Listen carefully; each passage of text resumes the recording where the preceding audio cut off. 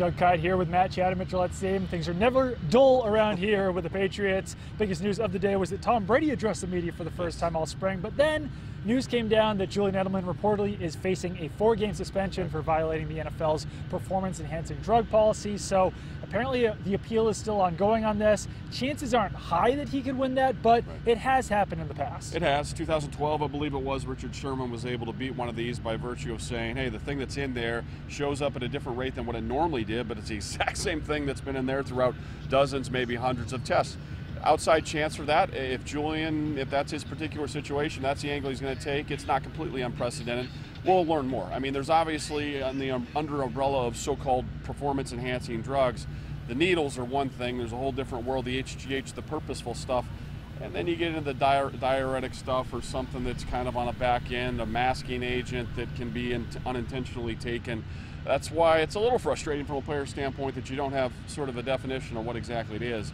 The NFL's umbrella says if anything's in there, it's against you. So I guess we'll learn more as this thing comes out. Yeah, and assuming that Edelman does miss the first 4 games of the season, Patriots are fortunate to actually have a lot of depth at wide receiver. Not a lot of top-end depth. I think that Chris Hogan is the only guy that you can assume is going to be a Week 1 starter for the Patriots, but they do have Kenny Britt, Philip Dorsett, Malcolm Mitchell. They've got Jordan Matthews, Braxton Berrios, Riley McCarron. You kind of just go down the line there. The guys who are the most similar to Edelman, I would say, would probably be Jordan Matthews, who has a history of playing in the slot, Braxton Berrios and Riley McCarron, but the suspension definitely increases the chances that guys like Britt or Dorsett could make this roster.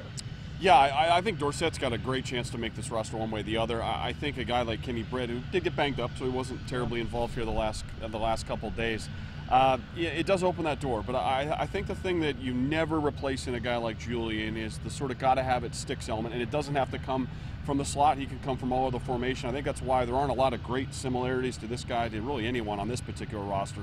Jordan Matthews, taller, less sudden, length, all those kind of things, but does play from the slot. He's closer to like a Rashard Matthews from other places around the NFL. But Berrios, yes, he's more in the Welker mold. So, I mean, there are certainly going to be people that might stand where Julian stands in the event that he's not able to beat this thing. But you don't replace him one for one. And I think in context, we also have to remember you've lost Danny Amendola. Yeah, so, and Brandon Cooks. Exactly. So you're the absence of the real gotta-have-it guy, which is really where Danny filled in.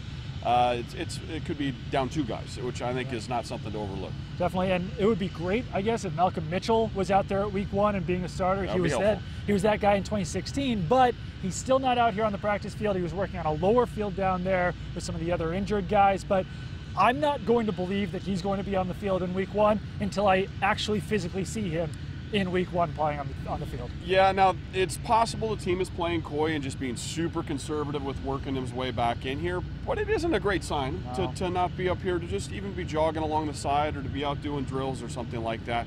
But again, when you've had an injury history and then a major setback and unable to get yourself on the field, had some corrective work done, it's not unlikely that, or it's not unusual that they're going to be very, very conservative with that. That said, this is shorts and t-shirts, right? Yeah. This is the time where it's safest, and when you're not able to take part in that, it is a bit of a red flag. We hope that he's actually able to take part, and they just don't want us to see him taking part in that.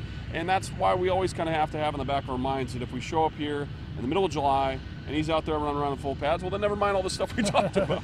Yeah, I mean, the knee injuries are definitely lingering for him, and we certainly will see if he can take the field in July. But for now, Patriots will definitely have to rely on that wide receiver depth as long as the suspension holds for Edelman.